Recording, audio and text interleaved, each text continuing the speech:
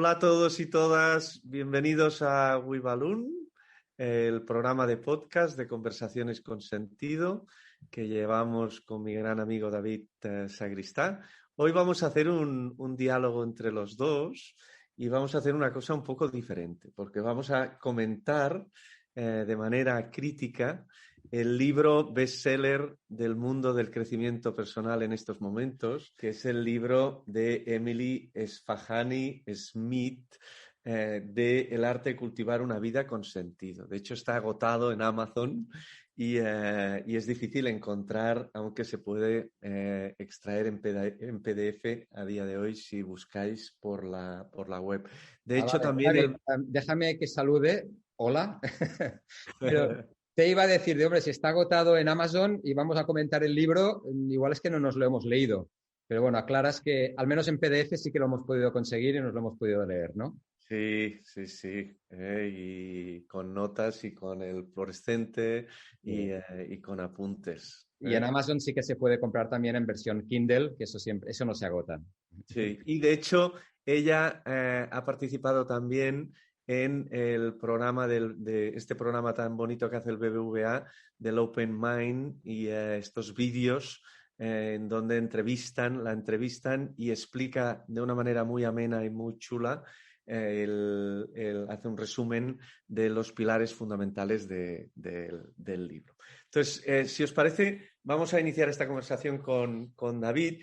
Ella, el primer punto relevante que hace, y es un punto muy interesante que hace en el primer capítulo, es que ella defiende el sentido delante de la felicidad. Y ella dice cosas como que la felicidad no ha cumplido su promesa, que perseguir la felicidad hace desgraciadas a las personas.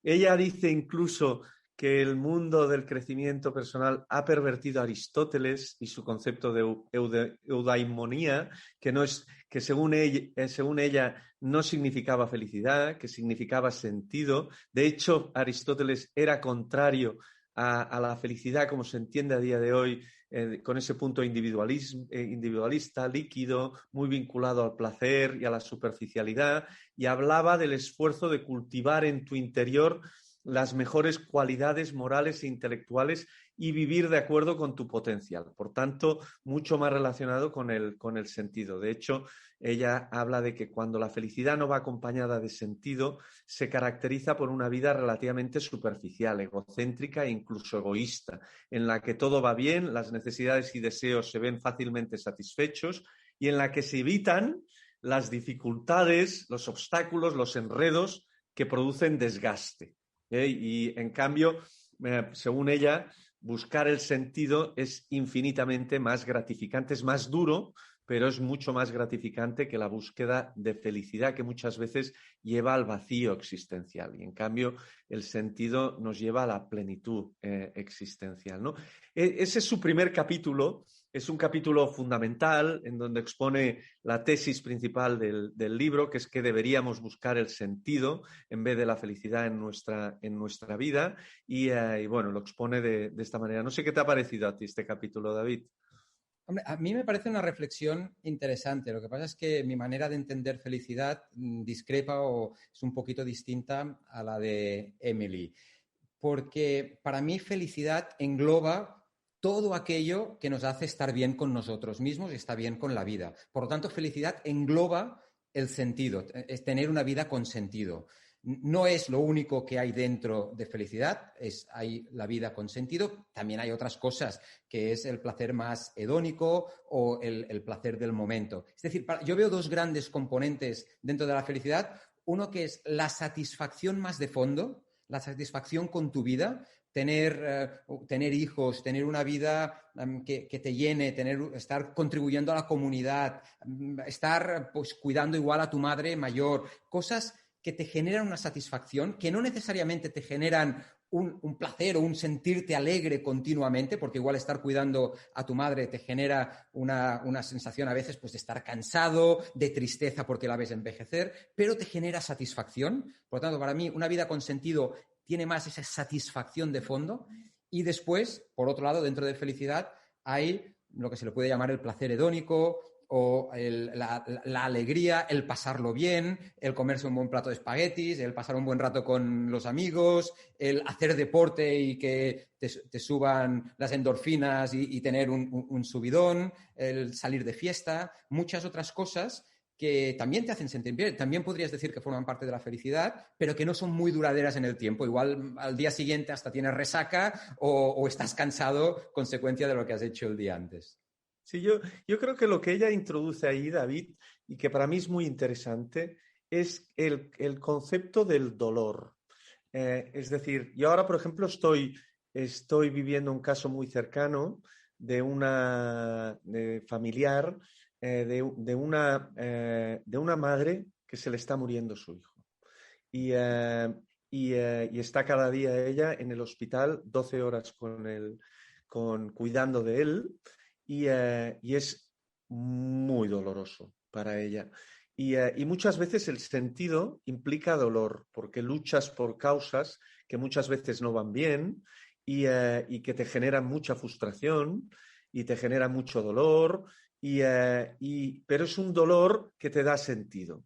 Y es un dolor que tal. Entonces, muchas veces las culturas de la felicidad, un poco lo que dice ella, es que evitan este dolor. Intentan pasar por encimita de este dolor que tiene que ver con el sentido, ¿no? Sí, O te fíjate, intentan... Xavi, permíteme que te interrumpa, porque tal como se plantea, el dolor nos da sentido, dices, o No, tampoco digo dicen, esto, ¿eh? sí, claro, para mí lo que da sentido es la coherencia con tus valores o con aquello que para ti es importante en la vida, que es obviamente pues cuidar a tu propio hijo, no dudo que sea importante para todos los padres, y quien dice eso pues puede ser contribuir a una comunidad o luchar por el medio ambiente, cada uno pues con sus valores o sus prioridades. Esa coherencia en tu manera de vivir con tus valores, eso te da, yo creo, esa satisfacción de la que hablaba yo de fondo. Que a veces esa coherencia, esa lucha por tus valores, por defenderlos, te pueda generar, que no es siempre, pero a veces te pueda generar un dolor, lo entiendo, y sí, son las dos caras de la moneda, pero vuelvo a decir, lo que te da el sentido no es el dolor es la consecuencia no deseable, lo que te da el sentido es el estar comprometido con tus valores. Sí, yo creo que pasa a menudo que eres coherente con tus valores, eh, mm, la vida te es muy favorable y las cosas te van bien y por tanto tienes una vida con sentido y una vida feliz.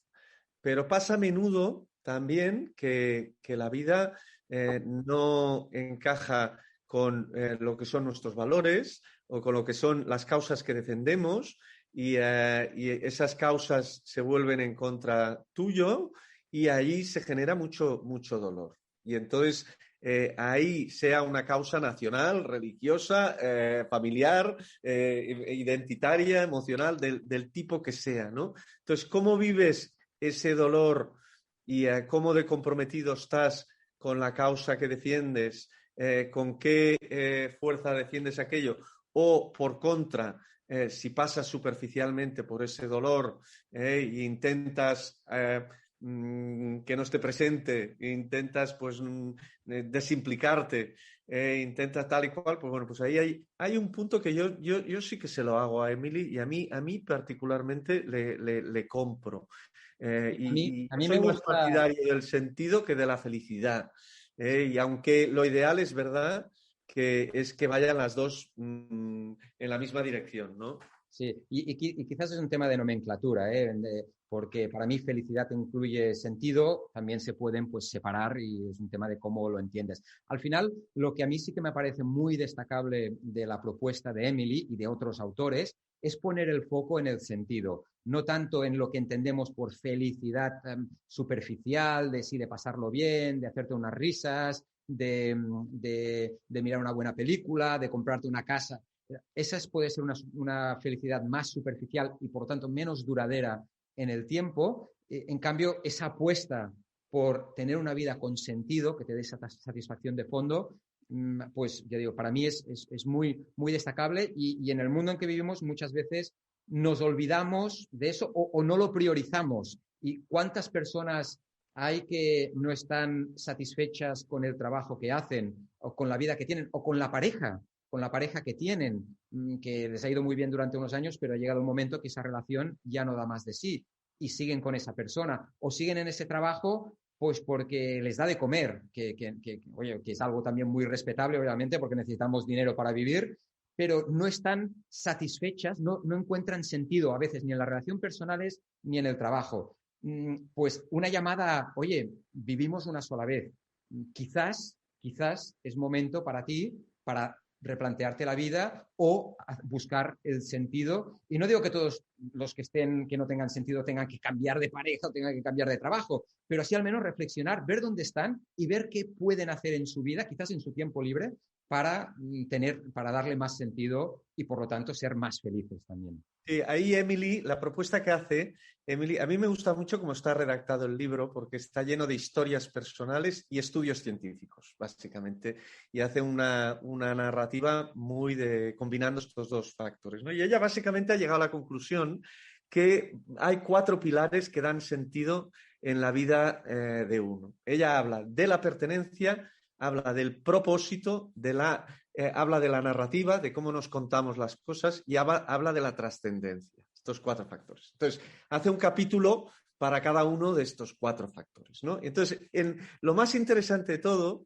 es cómo define cada uno de estos 4 factores, ¿no? Cuando ella habla de pertenencia, básicamente lo que nos dice es que para ella pertenencia es sentirte comprendido, reconocido y afirmado por nuestros amigos, familiares y parejas sentimentales. Es decir, que sientas una conexión cuando otras personas consideran que eres importante y te tratan como corresponde.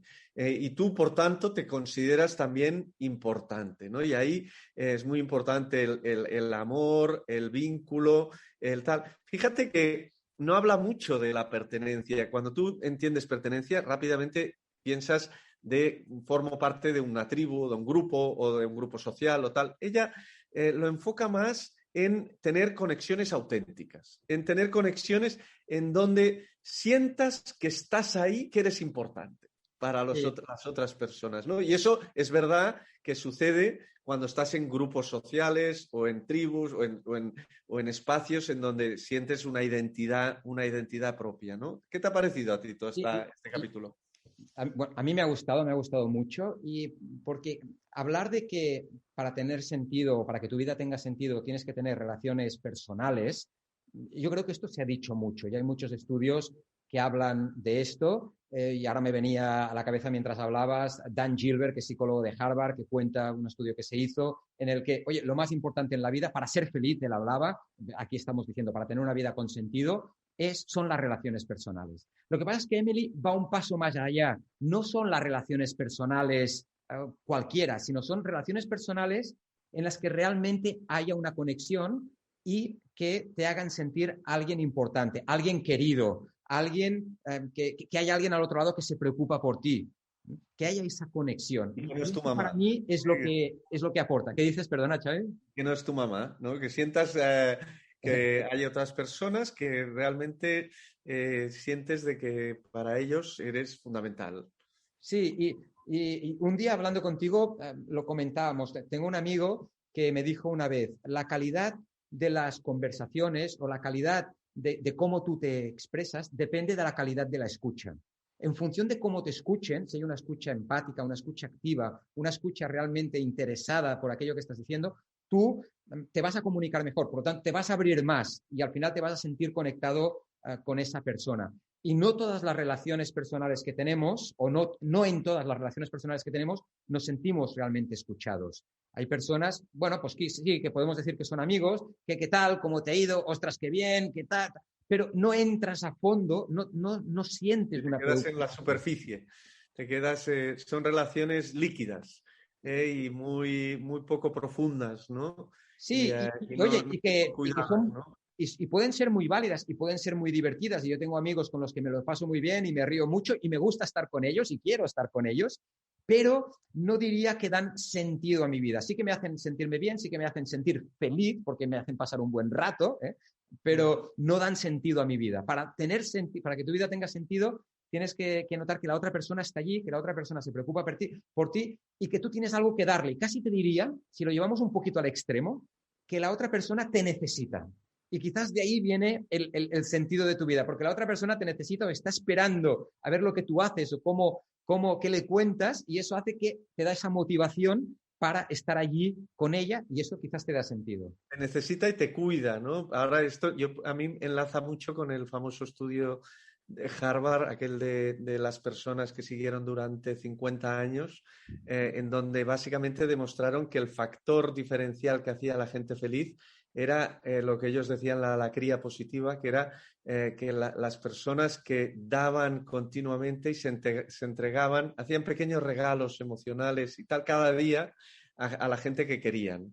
Y yo creo que eso les producía esta conexión de pertenencia. Cuando continuamente te volcas en tu gente y cuidas a tu gente, con pequeña, a veces es una llamada, a veces es un piropo, a veces es un regalito, a veces es invitar no sé cuántos. Y entonces ahí cuidas a tu gente y sientes esa profunda pertenencia que te da sentido, Sí. ¿no? No sé si era parte de este estudio, Xavi, o quizás de otro, también de Harvard, que han hecho muchos estudios en Harvard, como podemos comprobar, porque hemos mencionado ya 3 distintos, y que analizaban quién era más feliz o quién se sentía mejor cuando le dabas a alguien $100. Era el que se lo gastaba en él mismo. Ostras, $100, pues mira, me voy a comprar esta libreta, me voy a comprar una flauta y me voy a comprar, yo qué sé, unos zapatos, o el que se los gastaba en otras personas, en hacer regalos a los demás. Y claramente el estudio lo demostraba, pero aquello de forma clara, que la sensación de satisfacción, dile felicidad, dile sentido, ponle la etiqueta que quieras, era para la gente que daba a los demás. Cuando regalas, cuando das. Y no tiene por qué ser regalar cosas que valen dinero, tú lo estabas diciendo. Puede ser pues un piropo, un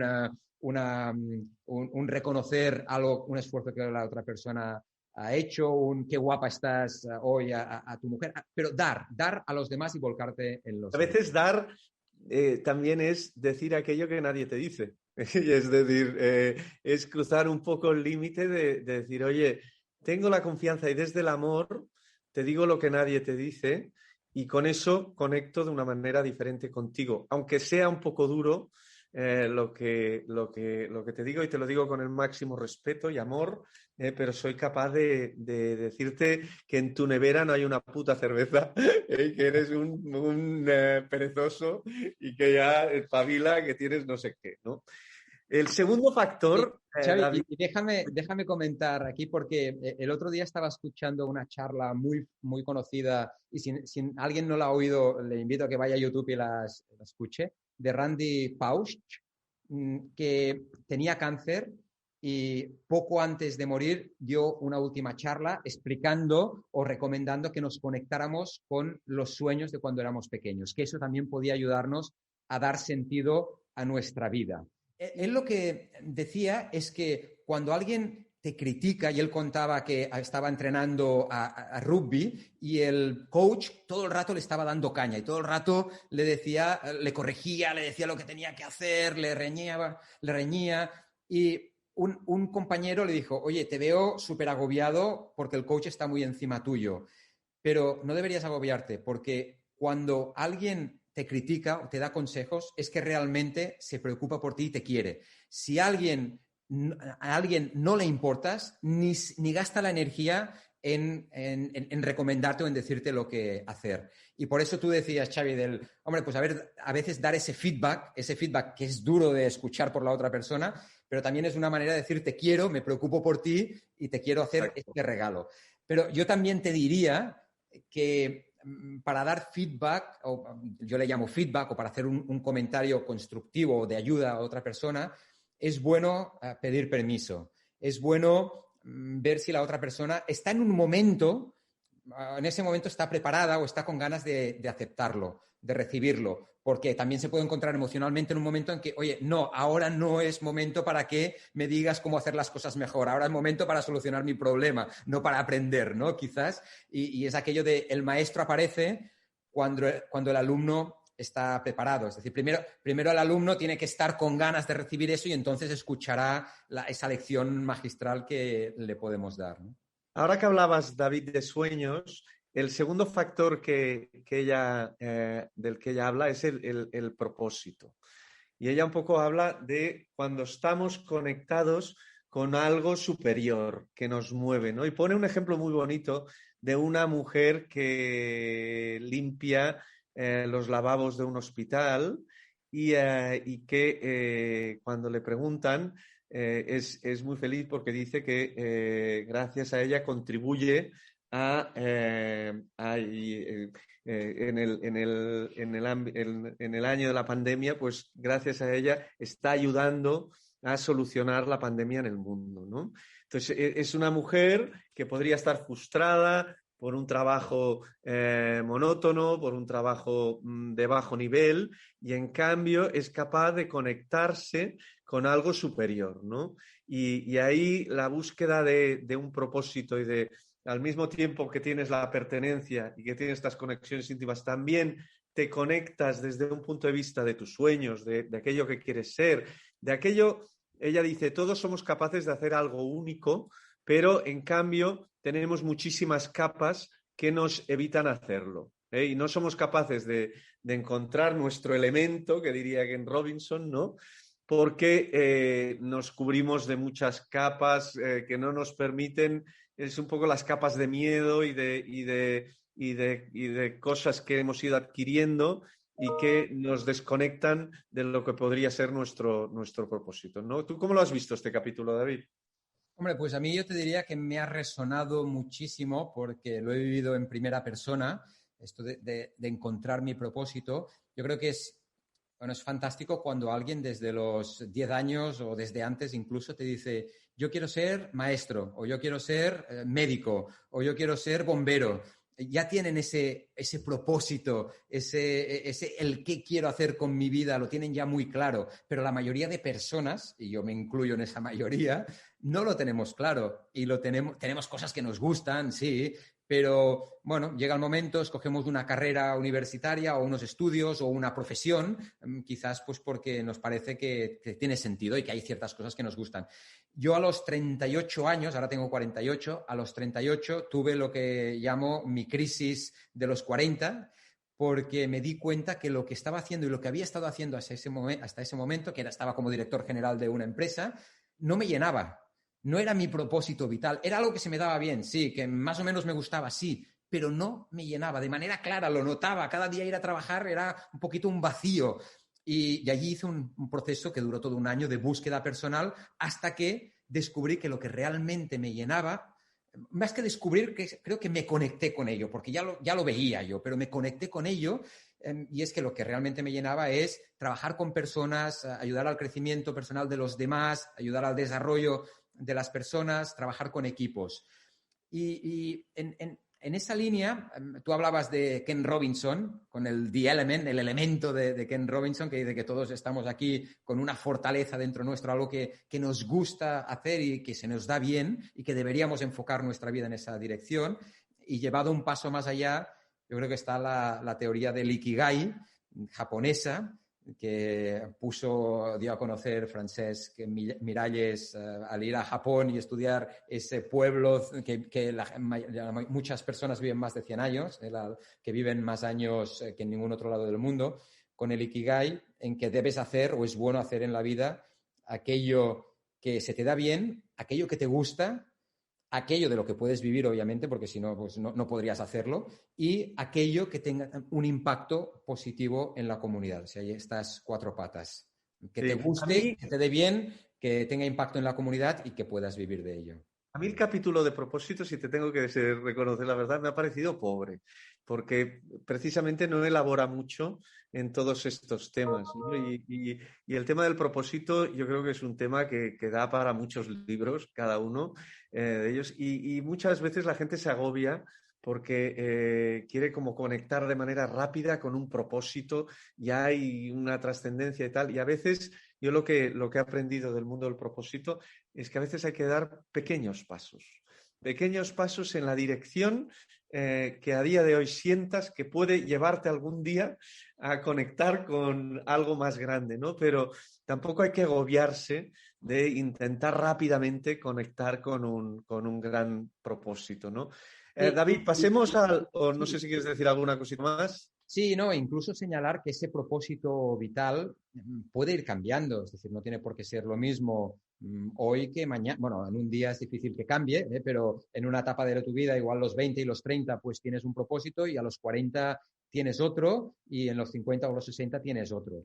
Por lo tanto, es algo además, eso que hay que irse, a veces uno se reinventa o redescubre cosas que le gusta más hacer o que en esa etapa de su vida le gusta más. Por lo tanto, no hay que tener prisa, ¿no? Yo mismo, pues ya digo, a los 38 años descubrí que lo que quería hacer era otra cosa.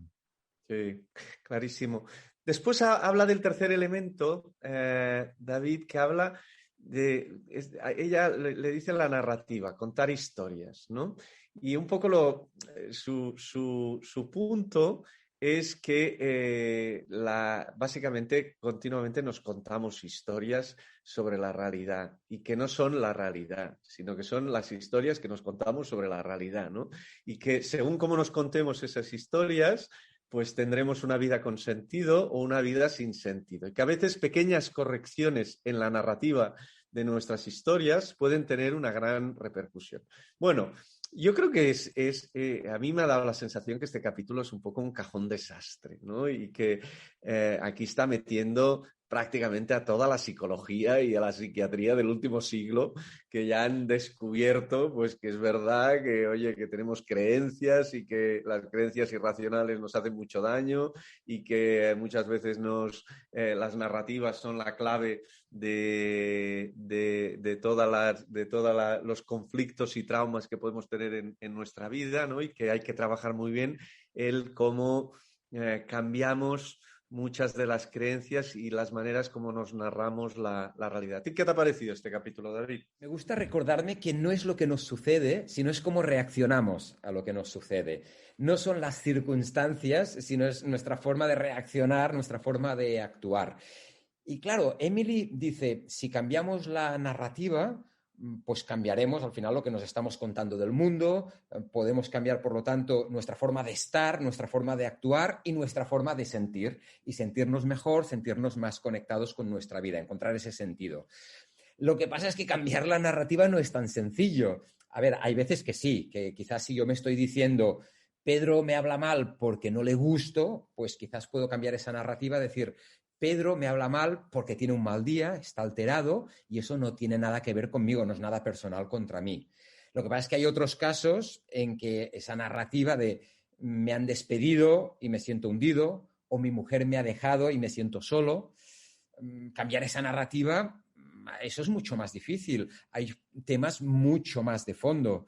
Claro, y como apuntas tú, Xavi, ahí hay temas de creencias. Por ejemplo, cambiar esa narrativa de me han despedido, de me ha dejado mi mujer, pues quizás requiere trabajar temas más de fondo. Esas creencias de yo no valgo, o el dinero es importante, o debo dar una buena educación a mis hijos. Bueno, muchas creencias que tenemos, que conforman quienes somos. También representa trabajar nuestros miedos. Tengo miedo a qué pasará si no encuentro trabajo.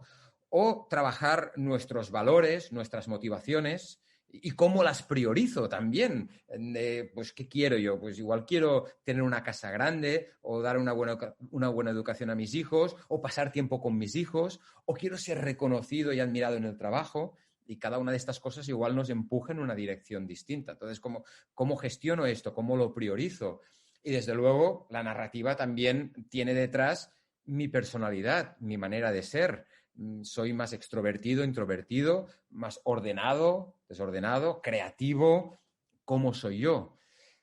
Es decir, que al final este capítulo de la narrativa es muy interesante. Yo creo que Emily pues, lo enmarca y lo enfoca, pero también creo que lo toca por encima porque se podría ir mucho más a fondo. Bueno, David, ya que le hemos criticado un poco en la parte del propósito de la narrativa, déjame tirarle un piropo, porque el último factor, el cuarto factor, teníamos pertenencia, propósito, narrativa, y el cuarto factor, ella habla de la trascendencia. Y me ha parecido muy bonito como ella lo plantea, porque si te fijas, no habla ni de misticismo ni de religión, sino utiliza esta palabra que es trascendencia, que permite conectar con cualquier persona que tenga creencias del tipo que sea, porque ella básicamente aquí lo que habla es de la conexión con el misterio, de conectar con algo más grande que tu yo. Un poco esos momentos en donde se nos disuelve el yo y estamos en la naturaleza observando o en un baile o meditando y nos damos cuenta de que hay algo más grande que nosotros, ¿no? Y que estamos más conectados con esa inmensidad y eso lo puede tener un científico materialista como un místico, como un religioso. Y ahí me ha parecido muy buena la solución y la palabra que ha encontrado, que engloba este concepto de cuando nos sentimos conectados con algo más grande, ¿no? Y que, por tanto, nos da un sentido de conexión profunda y no le llamaremos Dios, no le llamaremos energía, no le llamaremos nada, le llamaremos sencillamente conexión y trascendencia, ¿no? A mí hablar de trascendencia me gusta como término porque nos trascendemos a nosotros mismos, no todo va sobre nosotros, sino hay cosas más grandes que nosotros, como puede ser la naturaleza, esa sensación que tienes cuando o que yo tengo cuando estoy arriba de toda una montaña y miro la amplitud del paisaje, claramente allí hay algo que es más grande que yo. Y a mí me gusta que le llame trascendencia y que no lo conecte con Dios y con la religión, lo mencionabas tú, porque yo, por ejemplo, no soy religioso y hay mucha gente en este mundo que no es religiosa, pero también lo experimenta, también experimenta esta sensación.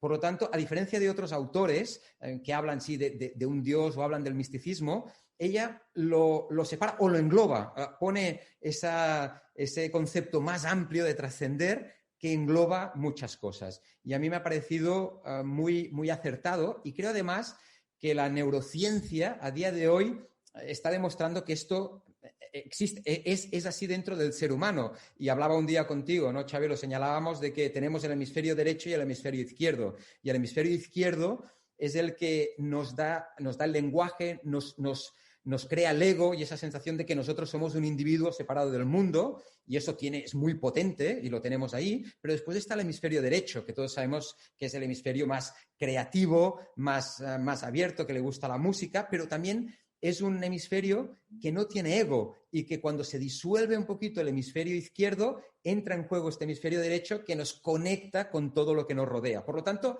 hasta te diría que genéticamente o estructuralmente hay una parte de nosotros que quiere trascender o que trasciende cuando le permitimos, ¿no? Sí, sí, sí, es así. Por tanto, un poco, estos son los 4 capítulos que trata y lo engloba y te dice, oye, para tener una vida con sentido tienes que trabajar la pertenencia, el propósito, la narrativa y la trascendencia.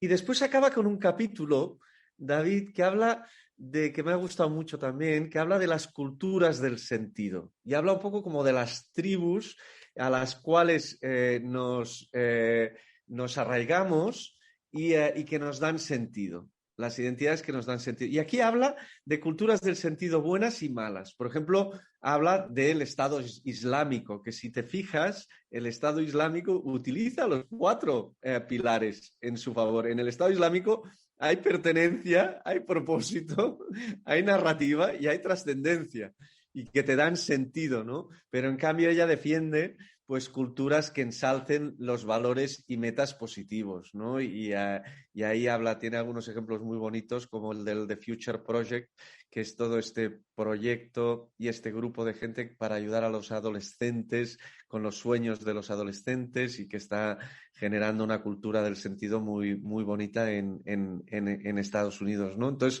bueno, ella habla de la necesidad de formar parte de una cultura que te dé un sentido, ¿no? Y por tanto, huir del individualismo, ¿no?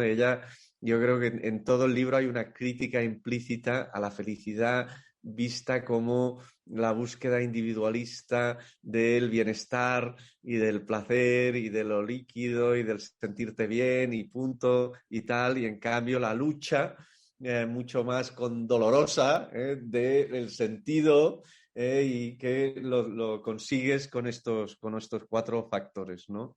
Ella le llama cultura y para mí quizás yo le llamaría colectivo. Así como en el primero de los pilares ella habla de pertenencia, habla de relaciones personales, pero habla de sentirte pertenencia, de sentirte querido, de sentirte escuchado, de sentirte importante. Creo que aquí la reflexión es pertenecer a un colectivo. la sensación de pertenecer a un colectivo, y eso es súper potente. Y si nos ponemos a pensar, lo sabemos todos, porque los adolescentes, yo ahora tengo 2 hijas en edad de adolescente, se identifican con sus amigas, con sus compañeros, y eso les da incluso identidad y les da sentido a su vida, formar parte de ese colectivo o formar parte de un equipo de fútbol y luchar por ganar el campeonato año tras año. Eso puede dar mucho, mucho sentido a tu vida. Tienes un propósito, una misión muy clara, pero no es solo un propósito personal, sino es colectivo. Eso te une a los demás y hace que tu vida tenga sentido luchar conjuntamente o sentirte parte de esa identidad. Ser del Barça te da mucho sentido. O tener algunas identidades con las cuales te encajas, ¿no? Algunos grupos, pues te dan mucho sentido también, ¿no? Efectivamente, y si esto lo elevamos ya a nivel de cultura de un país o de una región, pues fantástico. Y si esas identidades, esos colectivos son sanos y defienden valores positivos, pues mejor que mejor, ¿no? Por lo tanto, si ser del Barça, genial. Ser un Boix-Noy que destroza, pues igual ese colectivo no es tan sano, ¿eh? Sí. Deberíamos ir acabando, David, pero un último comentario, porque me ha encantado el cierre que ella hace del libro, la conclusión que hace una apelación a un clásico que probablemente casi todos los oyentes habrán leído, que es el libro de Viktor Frankl, de El hombre en busca del sentido, cuando Frankl, pues, que vivió en un campo de concentración en donde la gente se moría cada día y solo sobrevivían aquellos que eran capaces de encontrar un sentido en su vida. Y él un poco defendía la idea de que te lo pueden robar todo, pero no te pueden robar la actitud que tú tienes delante de la vida, ¿no? Y que esa actitud, pues una actitud pues, que tenga un sentido. Y él ahí trabajaba en el campo de concentración para conseguir que la gente no perdiera el sentido, que a veces el sentido es volverte a ver con tu mujer o poder llegar a escribir un libro sobre tu experiencia o yo qué sé, lo que sea, pero en el momento en que la gente sostenía algo que le diera sentido, pues era capaz de permanecer vivo dentro de del campo de concentración, ¿no? Tener algo por lo que luchar, tener un sentido en la vida y tener algo por lo que luchar, desde luego, es una fuerza, te da una fuerza vital tremenda.